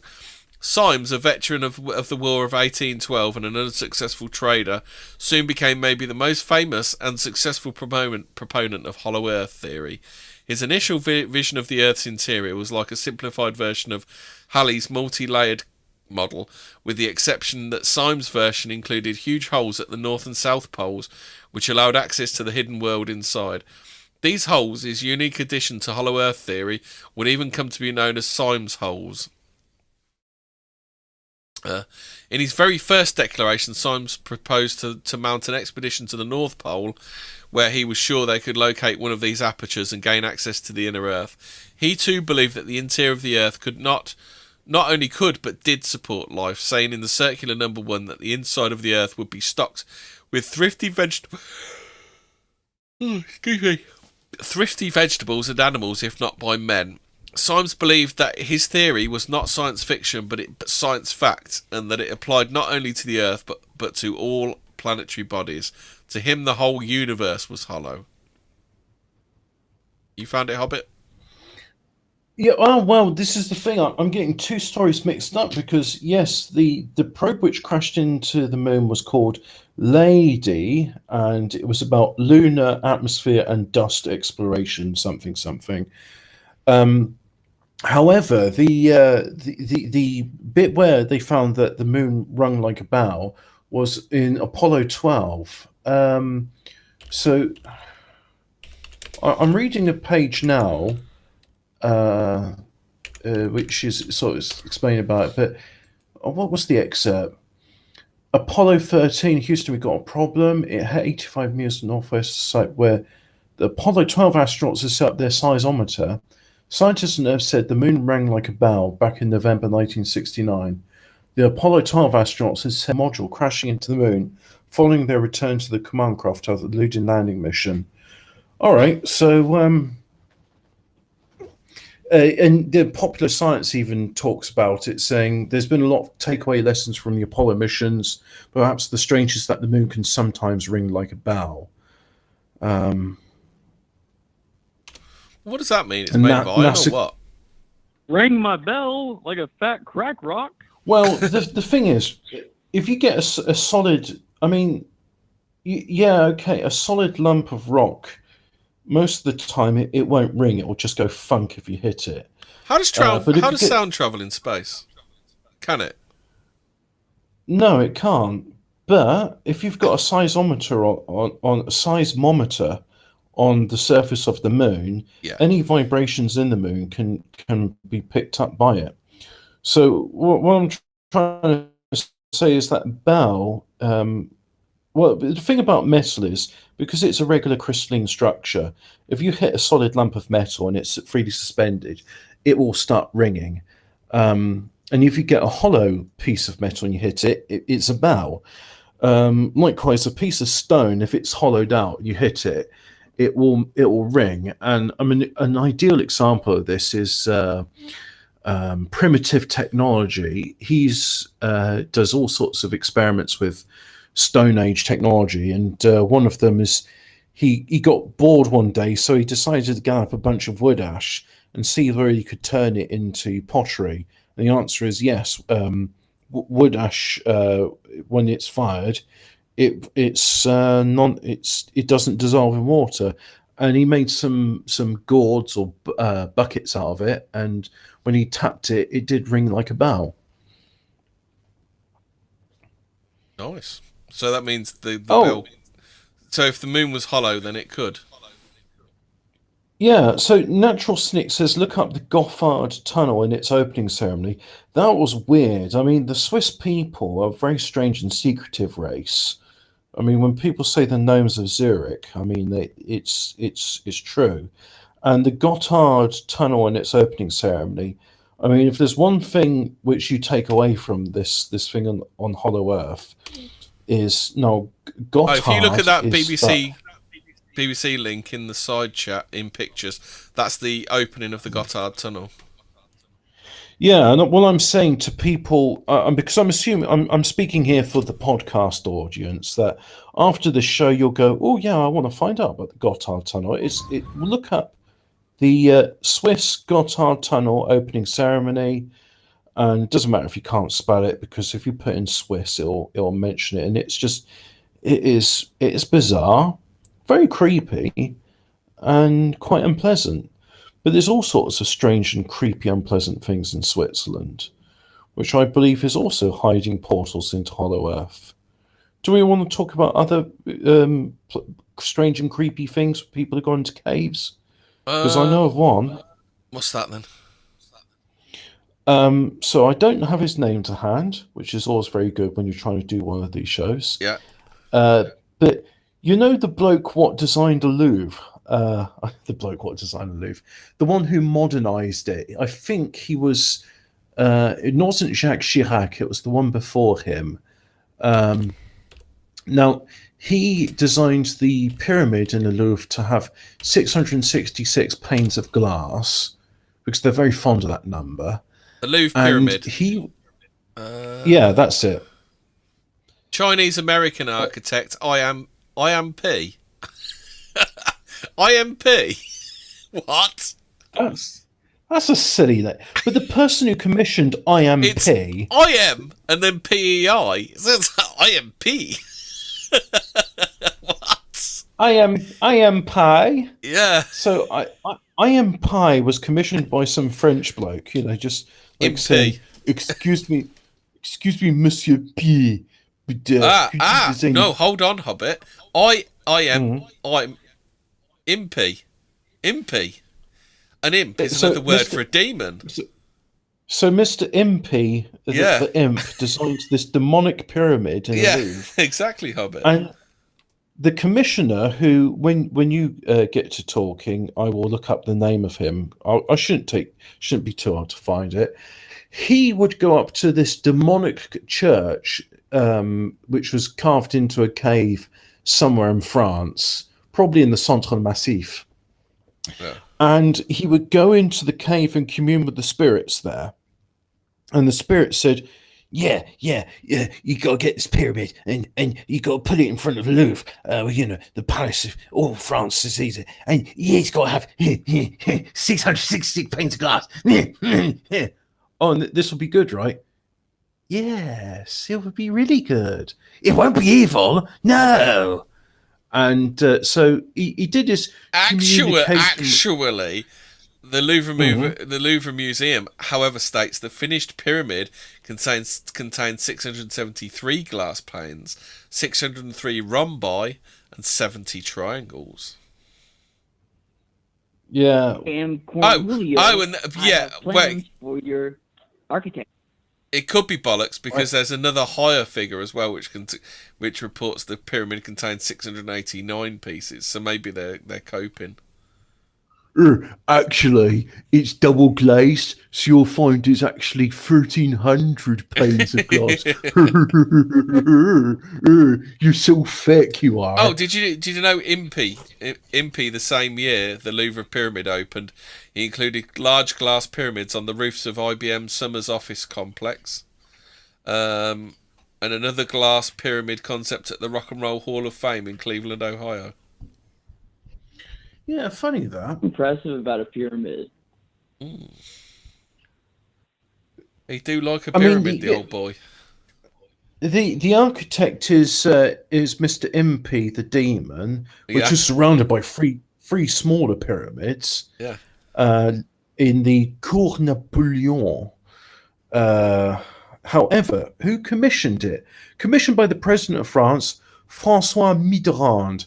So in 1984. So there we go. François Mitterrand would go to this church and commune with devils. So let me see if I can find out. So his name, Mr. François Mitterrand. Mitterrand. Yeah. Church demon spirits. See what happens in the search thing there. How to protect yourself against evil spirits in church. Welcome to Spirit Church. Some major demonic spirits inflicting the church. No. Let's see if I can find François Mitterrand and demons. See if that comes up with anything. No, it's just something from the Independent saying about Mr. Mitterrand said he did not believe that the demons raised by Joan debate. But there was a thing, David Icke talked about it and others did, where the reason François Mitterrand commissioned this imp to design it is because he was talking with these spirits in this demonic look. It's not David Icke that did it. It's in a book called Mysterious Monuments, which I gave to a friend and he gave it back to me, so I might have it in my library somewhere. If anything, if we can do additions and corrections in the next episode of Fortean Words, we'll probably do one down the line or something. Or we can just add it next episode, can't we? Yeah, I mean that's the point. Chat, if you want to help us with this, if there's anything you want us to expand on or include in the next chat, we ought to do an additions, corrections, and apologies letter, because apologies edition, where we apologise for getting it all wrong and pulling it out of our ass. Yeah, but we've got another, was it not 12 minutes, 22 minutes on the clock. Yeah. So I'm just going through the pictures from that weird opening ceremony. Oh yeah, and the Gotthard Tunnel. I mean, the Swiss are a horrible fucking angel thing with the big head. Oh, it's a topless woman. That's a topless woman, decked as a bird, hovered above actors representing the nine construction workers who died during the building of the tunnel. Isn't 9 one of those numbers that what Zero tells us about all the time as well?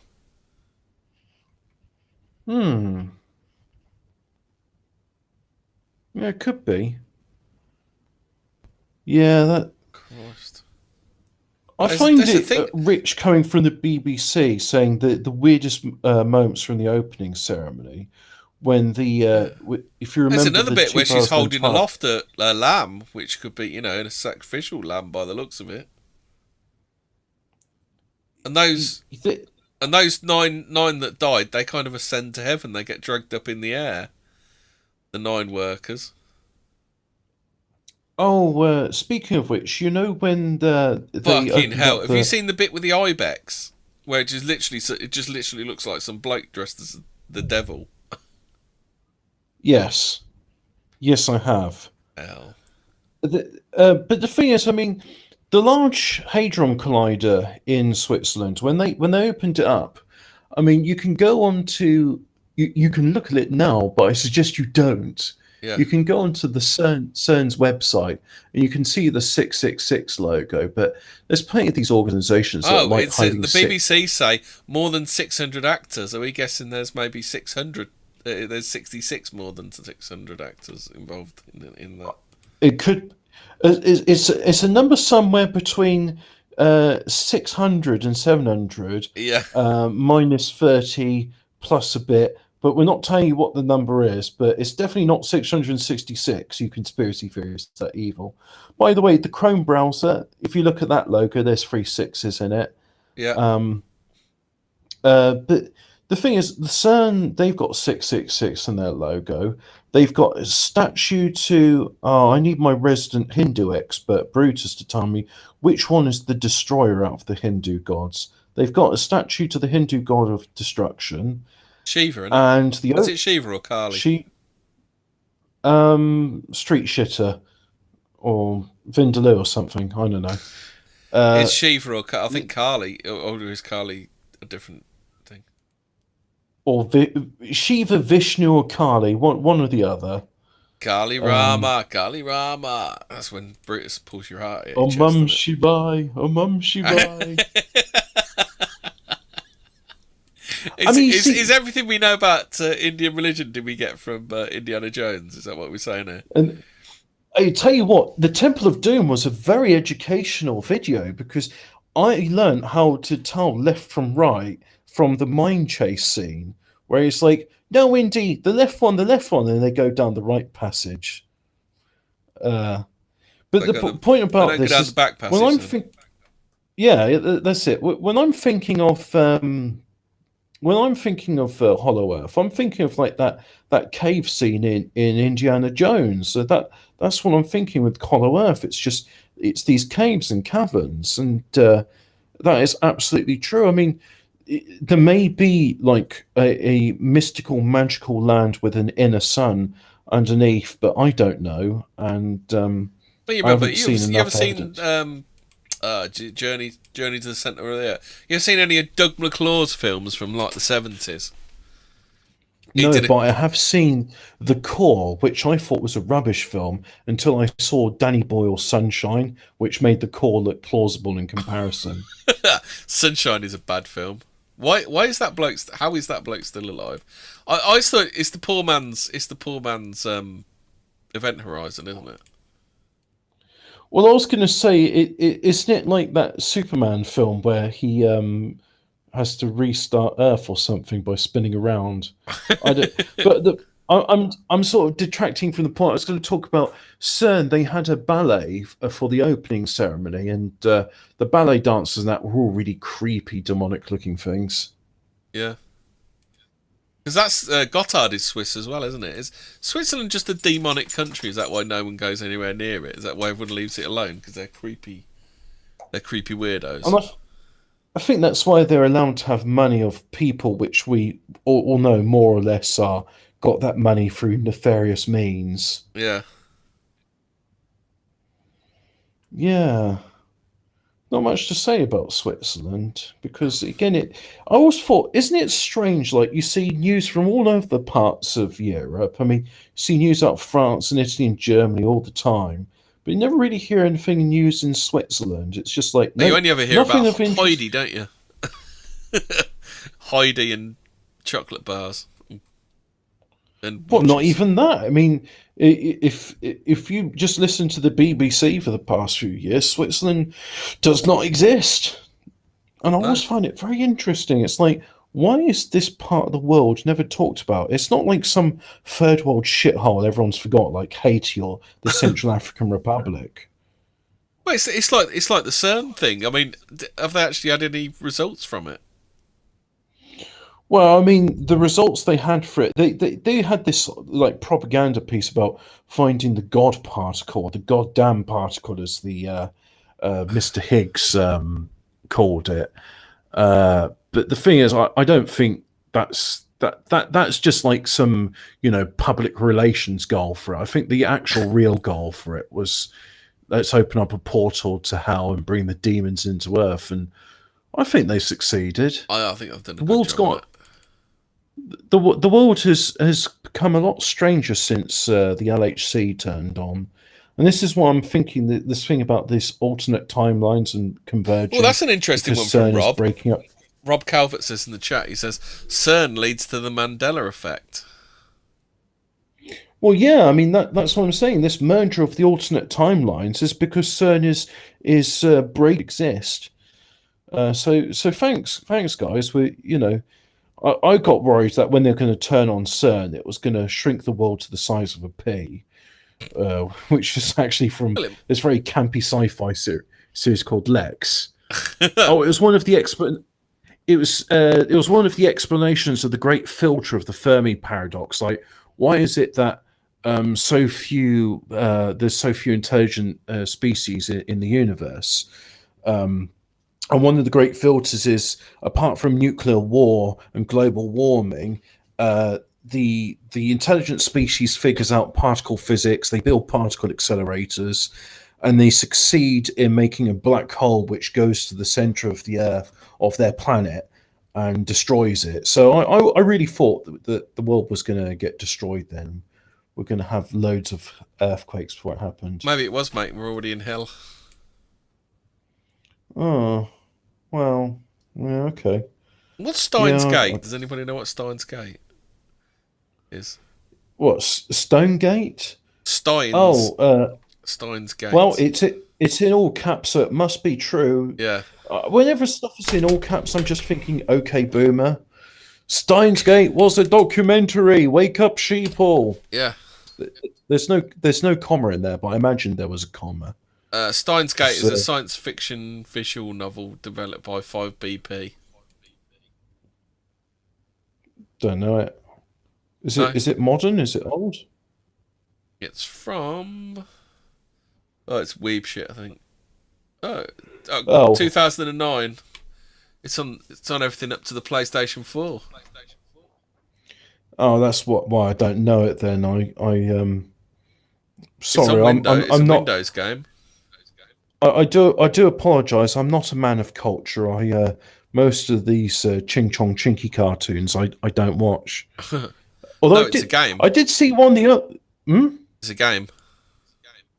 Oh well, game, cartoon, same difference. I mean, it sounds a bit boring though.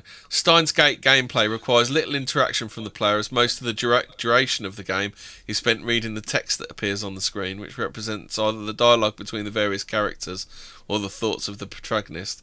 Like many other visual novels, there are specific points in Steins Gate where the user is given a choice to affect the direction of the game. Oh, you guys think Death Note is real? No. I mean, maybe it's real in Japan, but that's it. This is the thing.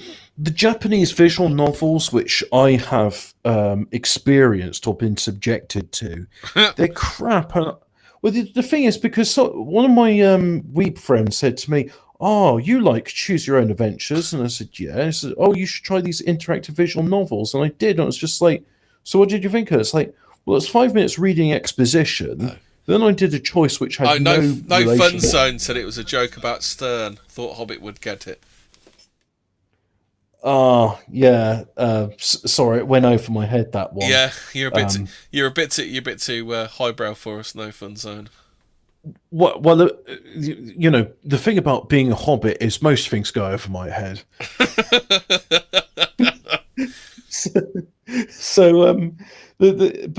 But The point with this visual novel, which didn't really matter, is just that it was boring, and there was like 5 minutes of me not doing anything, just skipping through reading all this shit, and then a choice which made no difference whatsoever, then more reading. And it's like, that's not like the choose your own adventure fighting fantasy books. Those were really good.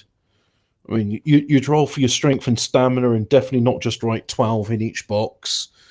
And if you choose this option, go to page 405. If you choose that option, go to page 56. Back to some content, Hobbit. Do you think part of Paperclip was getting hold of the scientists that had been to Antarctica? Well, that's a good question, because, I mean, did they go to Antarctica? Did they stay there? Uh, I don't know, but the thing is, it seemed that for whatever reason, the both the Americans and the Russians were dead keen on having the German scientists and exploiting them for all the knowledge Didn't they pretty had. much split them up 50-50, didn't they? No, it wasn't as equitable as that. It was more a case of invade Germany as quickly as possible so that we can nick the scientists before the other team does. Oh, right, okay then. Yeah. So who do you think who got the best scientists then, Hobbit? I think the Americans did. Yeah. I mean, the thing is, the Americans, their space program was far more successful. I mean, the Russians did some interesting things. They yeah, built, see, this is what I've always thought about the space program. The fact is, the Russians kicked their ass all the way along, didn't they? Yeah, and then suddenly the Yanks got better at the last minute. I've always found that a bit fishy. Well, I mean, I don't know. It all struck me as odd. Why did the Russians not have their own separate moon landing, manned like cosmonauts landing on the moon? Why is it the only Americans did? Yeah. And when there's stuff like that, I mean, on the one hand, I'm willing to believe that Americans landed on the moon, because anybody that says there aren't is Irish and goes to a Shalom temple. But Well, I'm you know, Irish. at the same I'm time- Irish and go to Shalom Temple then. Are you saying? yeah. Are you saying not at all, or are you saying they didn't with land that? when What's they the said matter they with did? that? Well, what I'm saying is that why didn't the Russians land on the moon as well? And why don't they talk about the technical challenges of, like, when you get into the Van Allen radiation belt, the radiation will kill humans. Are Buzz Aldrin, Neil Armstrong, and that other one, who everyone's name forgets, are they Is that Scott sterile? Is that something? Is that Glenn? USGA, Scott isn't it? Oh, the third one didn't land on the moon. He stayed in the orbital vehicle when it redocked. And the other thing I wonder about is, like, okay, so Carl Zeiss made the lenses for the cameras which went to the moon, and there's nothing on their website about, like, accolades or the moon mission, which I find a bit suspect. I mean, if I was running a company, I'd be like, oh, you better believe if my product went on the moon, even if it was like a washer or something, it's just like, our washers went to the moon. Well, if you were the first man on the moon, wouldn't you be doing every interview you could, crowing about it? But yet Neil Armstrong was pretty much embarrassed by it. Yeah, well, the other thing as well is just like, how do those, because, I mean, for those of you in the audience that don't remember such a thing as analog cameras, back in the before time, we used film in cameras, which had to be developed in a laboratory. And one of the things that they warned you when going through an airport X-ray screener is not to have your film in there, and to have it, just hand it to the customs official, because the X-rays in the airport scanner would overdevelop the film, and just you'd lose your holiday snaps. So these snaps they took on the moon, they're going for the Van Allen radiation belt, which is even higher energy and higher frequency energy than the X-ray scanners in an airport. So how did they manage to get those photographs back developed? I mean, did they have like 3-foot thick vault of lead which they could put all the stuff in? They didn't. They had a thin water jacket. Well, you know what NASA said, don't you? They went through the Van Allen radiation belt really quickly. That is NASA's explanation for it. Yeah, just like if it's raining, you just run really quickly and you won't get wet. Yeah, exactly. Yeah. You just sort of walk between the raindrops, and it's not raining everywhere. Yeah. But I of course, I mean, I think the reason the Russians, to get back to the kind of original question, I think the reason the Russians didn't land on the moon is because nobody can land on the moon. Wow, this is where I'm going to go for the galaxy brain take. Yeah. We did land on the moon, but it wasn't using those tin cans and that ridiculous contraption which they showed taking off from the moon. Yeah. That's not how it was done. We landed on the moon using captured UFO technology from the Hollow Earth, and we couldn't tell, I say we, those that were doing the human race. You count we as the human race. Yeah, the glow in the darks couldn't tell the public that, oh yeah, we just copied secret Nazi Hollow Earth technology to get to the moon. LOL, you don't actually need these jet airplanes, and they're far more advanced and they're not polluting, but we're going to carry on with this thing. Well, why did they then do the shuttle program? Was that another waste of time? Well, again, I think it was more sort of like it was a grand conspiracy to convince us that this was the only way to get into space, and there's no other way of doing it, and you can't have flying saucers, and you can't launch shuttles off of an aircraft, and we can't have space there. We can't have any of this. Because dear old Jim Mars, God rest him, used to say, well, what he said was NASA was just like a big black budget. They'd pretend to be making all this bullshit, but it was just really a massive black budget to disappear money. But the other thing as well is I think NASA is like a giant version of Snopes in which it's trying to make the world as boring as possible and mundane until everyone loses interest in space exploration because they've managed to turn it into something that's really dull and uninteresting. They just wobble on about weather and global warming now, don't they? I mean, I don't even bother checking out NASA because I'm pretty sure that's all it is. But never a straight answer, as Jim Mars used to say. Yeah, that's it. Need another 7 astronauts, as we used to say in school. But the thing with NASA, which always annoyed me, was it's just the fact that it makes the world mundane. It makes space exploration boring. And of course, its sole reason for existing now is to try and disprove flat Earth by saying, "Oh, look, here's a picture." Look, here's of another CG picture for you. See, flat Earth's not real. Oh, and I know we covered this a few weeks ago, but that bloke who launched a rocket to try and we didn't cover it properly, did we? We barely even spoke about it, did we? Well, as I said then, the reason his rocket exploded is because it hit the dome. No, you said that. I didn't say that. I can't remember who did say that. Marco Coletti Spaghetti says that subscribe to my Patreon, and also Neil Armstrong is Irish, simple as. Yeah. What is the etymology of Armstrong? That might be an Irish name. I think it is.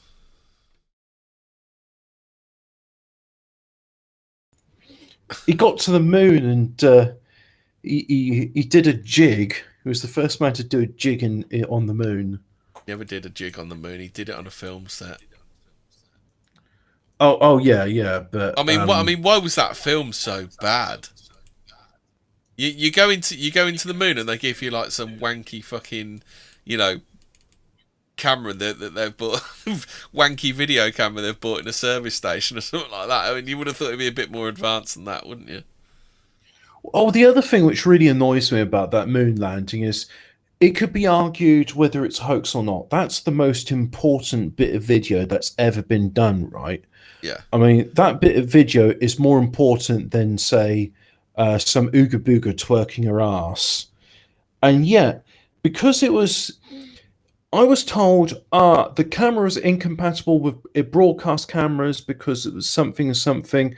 So we projected the image onto a screen. Then we used the broadcast camera to record what it saw on the screen, and then we broadcast that. And the originals got lost in a film archive in Australia somewhere. I thought they said they taped over it, didn't they? Or they taped it over, or the archives in Australia. They wanted couldn't find EastEnders. Someone at NASA wanted to watch EastEnders, so they said, "I'll just tape over the moon landings." No one's going to want to watch that again, are they?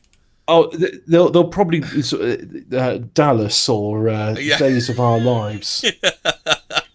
Really, really urgent. I mean, there's got to be tons of things more important than the moon landing, hasn't there? Yeah, and it's just like this piece of footage. Like the only thing I found in the moon footage is just this recording of the broadcast, and that's it. It's like, mate, where's the high quality film footage? So it's like the olden days equivalent of like doing a YouTube video by watching the telly and recording the telly with your phone. Well, to be fair, I mean, the guys in NASA were boomers, so maybe that's all they understood. It's just, oh, look, something's on the TV, I'm going to record it with my cell phone. But yeah, so did you know there's no actual moon rocks left either, because they literally fed them to cockroaches and stuff like that? Have you ever heard that story? What? They literally fed moon rocks to absolutely everything. They just wasted all the fucking moon rocks to see if it had any negative effects on anything. I mean, I could believe that, but it just, so much of it just sounds so fishy, and this is the problem. I mean, we should be doing like proper exploration of Hollow Earth and into the sun and exploring Venus and the solar system. Well, the golden age of exploration should be pretty much should be very far from over, shouldn't it? It really should, but I mean, we still haven't. I mean, what's the percentage of the oceans we've even discovered?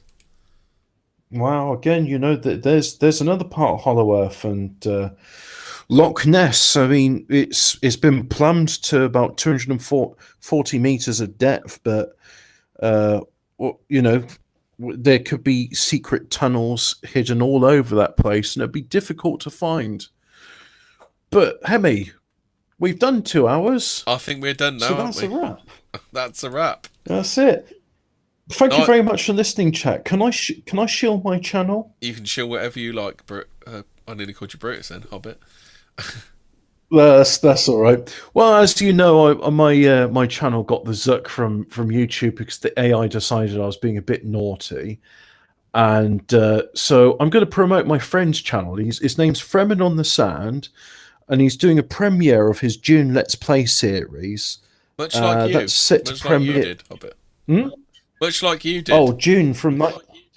Yeah, much like I did. Yeah, so he's doing one himself, and so give him a watch. The premiere set for Wednesday, the 24th of April, 1 p.m. UK time. I just found out the premiere is like a watch together, isn't it?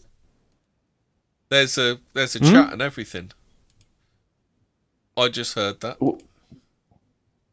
You just heard what? When your video premieres, it's not what a premiere is it plays it and people can watch along with it, and there's like a live chat and stuff.